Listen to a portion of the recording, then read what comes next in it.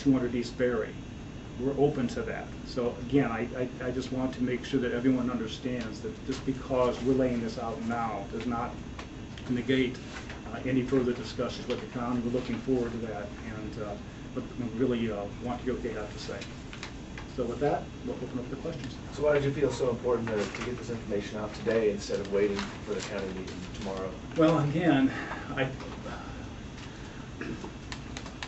there was a lot, ever since our initial press conference, there's been a lot of assumptions being made, a lot of speculation, a lot of rumors, and we felt it was important, since all of you represent the media and our citizens depend upon you as their source for information, that you could be given the facts.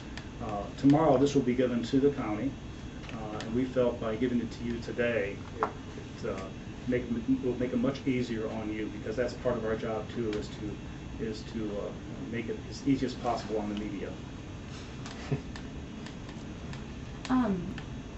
I'm reading here that the renovations are going to cost just about as much as the purchase price as well.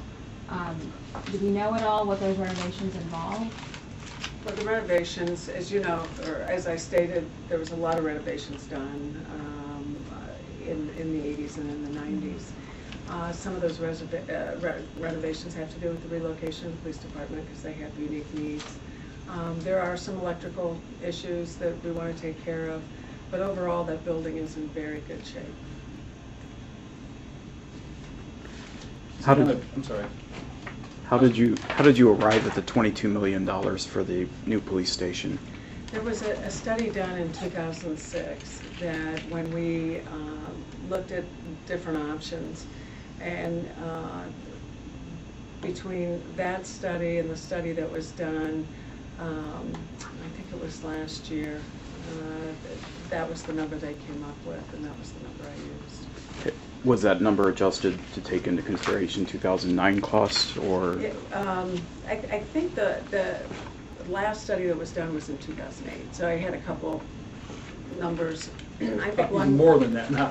Yeah, I think one was about 18 million, if I recall, the 2006, and then it went to 22, so it had been adjusted. We do have Chief Rusty York here as well. If there's any questions that any of you feel that we need to send his way. What do you expect to hear from the commissioners tomorrow in terms of specificity? Or what do you want to hear? Well, again, I think they've been very open in stating to us that they have some options that they would like us to consider. I don't think there's going to be any decisions made tomorrow. We're going to come in tomorrow simply to listen to what they have to say, to listen to their options, to what they have to propose as far as a continued cooperative effort between the city and the county. We would then take that information back to our administration and discuss and debate it among ourselves, and then get back with the county and massage it from that point on, and hopefully come up with a decision that we all can find that we can live with. Have the owners of the 200 Berry building given you a timeline when, if you don't buy it by X date, we're out? There are some trigger dates that we have to be sensitive to between Lincoln Financial Group, the museum, as well as the owner of the building. I put those dates out there a little bit, but a few months kind of down the road a bit, because I thought there might be some discussion that would need to take place, and public discussion as well.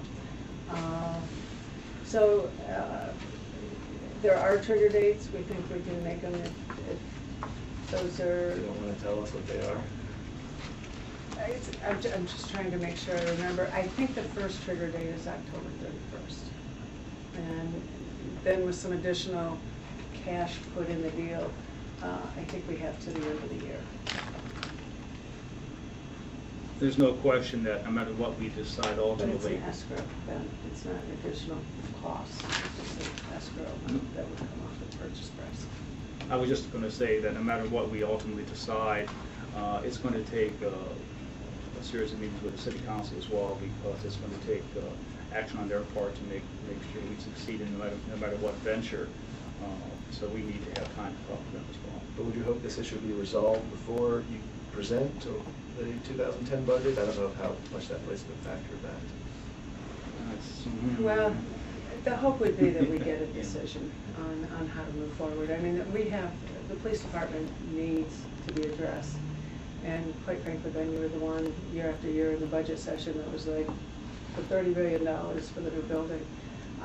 This has been in the budget for a long time. It's moved forward every year.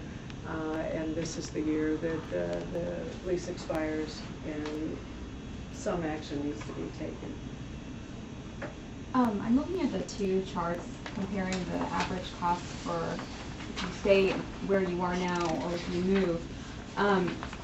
If I'm understanding this correctly, you'll start saving this amount of money, the $463,000 per year, after 20 years, or? No, if you look at the spreadsheet, that's an average of 20 years. Okay. If you look at the spreadsheet, you'll see this reduction in property tax appropriations, and it's got like 420, and it grows every year. So if you take the total expenses and the total appropriations divided by 20, that's the average. Bottom line is, for the taxpayers, we should see a property tax savings over the 20 years of about in excess of $9 million. Okay. I can show you that. Okay. I'm Make sure sorry. you get it. And at the same time, move towards owning the building versus leasing. Okay. You see the 420. Yeah. And you know, just so that people understand how I came up with the numbers, I put it on the conservative side as far as appropriation. I assumed a 2% increase on a per year basis. On the expense side, I used a 3% increase. So I tried to keep the numbers as conservative as possible. You'll also note that there is a capital improvement fund in here of $300,000 a year, so that we are protected from any large capital hits. You know, this is a building that we're going to own and need to take care of. So the hope is to be able to have a fund available to tap into, so that we don't have to hit the property tax, any appropriations that aren't expected. So if you feel you don't need the 200 spots, would that save you those costs in Yeah. addition? Yes. Yeah, that's an estimate. I mean, you're not tied into having to. We haven't signed anything, no. Okay. No, we haven't. But they are reserved, just so that. We currently have a lot of our employees who park down the street at the Club Soda parking lot area, who, for all intents and purposes, could move south into the Plaza Garage if some of those employees gave up those spots to move further south to 200 East Berry. So we could move some of our employees south from that particular lot. And that lot is beginning to be taken over by additional development anyway. There's going to be some new development that's going to be taking place in the corner of Clinton and Superior, which will alleviate some of the current parking spots. So the timing, again, could be very, very good for our city employees. And you think 81 visitor spots is enough? We'll find out. Well, again, we hope we do. there have been some suggestions by division directors and department directors in ways that we can become even more efficient and more effective in customer service. For instance, a lot of our citizens stop in to city utilities just to pay their bills. Rather than mail it, they'll stop in to pay it. Well, if we could develop a drive-through or a drop box where they could just drive up, drop their utility bill and drive off, they don't need to stop and park and go up to wherever. Those type of things. And other services where we could perhaps be a little more efficient in the operations. And we also, city utilities has about 1,000 customers that come in and pay their bills per month. So hypothetically, let's say they all park in the Plaza Garage. So figure $1 per visit. So that would potentially be a $12,000 loss maybe to the parking garage, which isn't awful. I'm not convinced everyone drives to pay their bills. But online banking or online payment of services has reduced the number